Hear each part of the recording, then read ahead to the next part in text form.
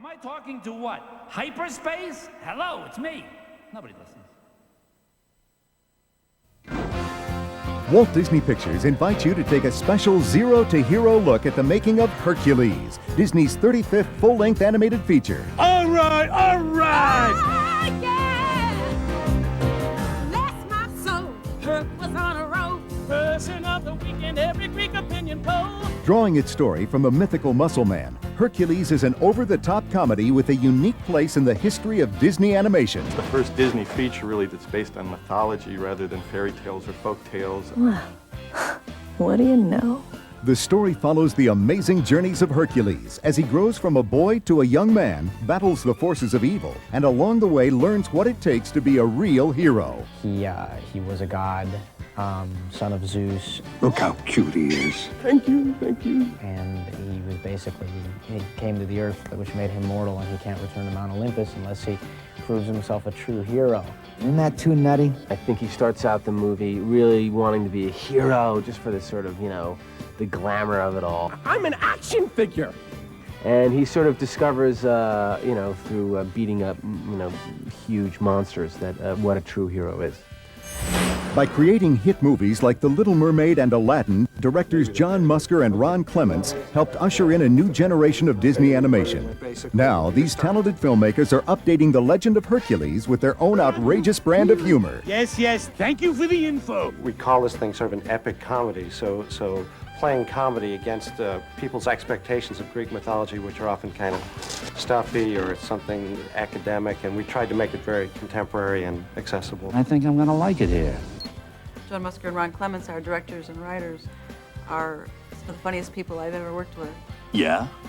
And certainly their signature is that kind of zany, irreverent, anachronistic comedy. Music plays an important part in every Disney film. The genius of 8-time Academy Award-winning composer Alan Menken and Tony Award-winning lyricist David Zippel give Hercules a knockout soundtrack. I aim in each score to write a score that has its own personality. And in the case of Hercules, it's the combination of the gospel and R&B mixed with this heroic classical theme, and that really makes up the spirit of Hercules.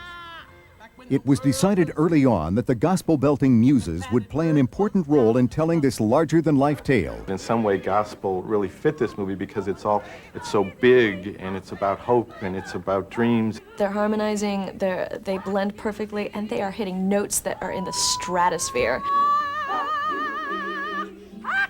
I think they use as guideposts to kind of keep the story in focus and keep it going along smoothly.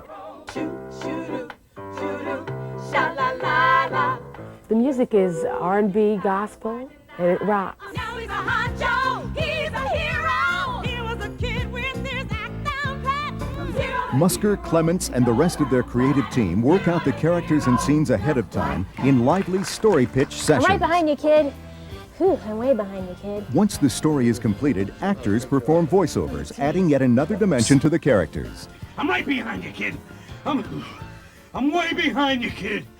The Olympian cast includes the talents of Tate Donovan as the legendary Hercules. They're only interested in me because I'm famous. Danny DeVito as his half-goat, half-man hero trainer, Philoctetes. 2 words! Trouble! Susan Egan as Meg, Herc's Grecian heartthrob. So, they give you a name along with all those rippling pectorals? Can I ask you a question? James Woods as the hot-headed Hades, lord of the underworld. Everybody knows it's working if we're all laughing. If we're laughing, it's working. And if we're not laughing, then let's think of something better. And Hades' stumbling, bumbling sidekicks Pain and Panic are given hilarious treatment by Bobcat Goldthwait and Matt Frewer. Pain! Oh! And panic! Good! Reporting for duty! Son, Rip Torn plays Herc's mighty yet lovable father, Zeus. From a Saturnian mortal. Paul Schaefer lends his hip persona to Zeus's merry messenger, Hermes. We're a little low on nectar. Bacchus got here early. Long ago. And Charlton Heston's lofty narration helps set the stage for comic relief. Powerful gods and extraordinary heroes. He's making the story sound like some Greek tragedy. Lighten up. Once the voicing is completed, the handiwork of the animators takes center stage. My favorite part of the game. there's a voice and a drawing. I want the two to combine nicely. With James Woods, it was so funny. He was like really emoting, jumping around. Ah, you have the voice of a siren. When I went back to the studio, the design that sort of took on his features. If we're trying to come up with a character that's defined mostly by an emotion that comes from his name. Oh my God! You could see that in his eyes and then just build the rest of it from that particular emotion. Known for such memorable villains as Scar in The Lion King and Jafar in Aladdin, veteran Disney animator Andreas Deja takes on a new challenge as the artistic muscle behind the film's bigger-than-life hero, Hercules. And I thought, what about a hero? I've been critical of some of our hero characters in the past, and maybe I can put my pencil where my mouth was and just animate. This is great! With Tate Donovan's voice, it just gave me a good springboard because he's a very, very good actor, very lively. And there's an energy and a sort of a naive quality in Hercules, which we've found through time.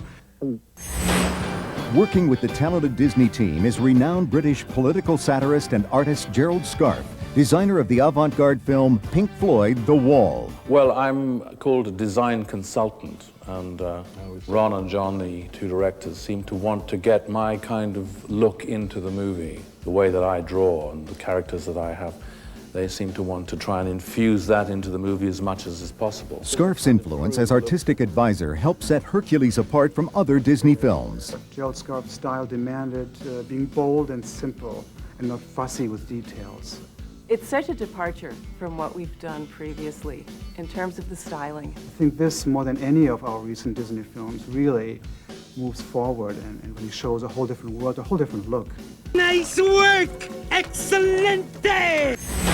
Always at the forefront of entertainment technology, Disney animators combine traditional animation techniques with the latest in computer-generated imagery.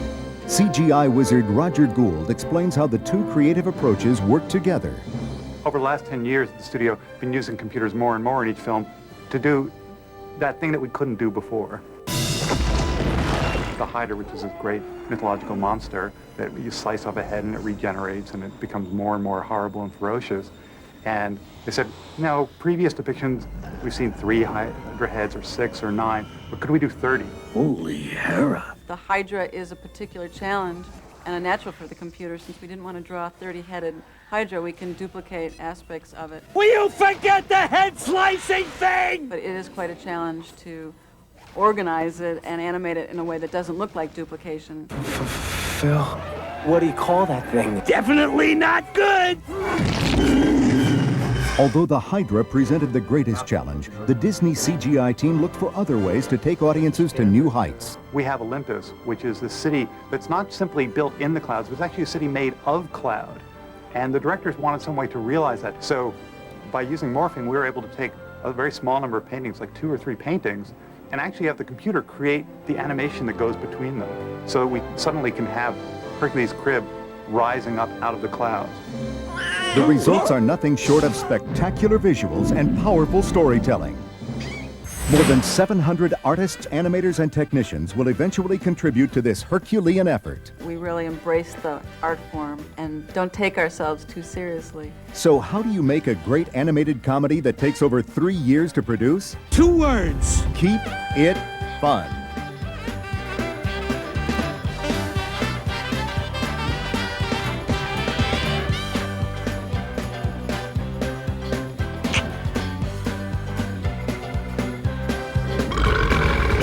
We dance, we kiss, we schmooze, we carry on, we go home happy. What do you say, Tom?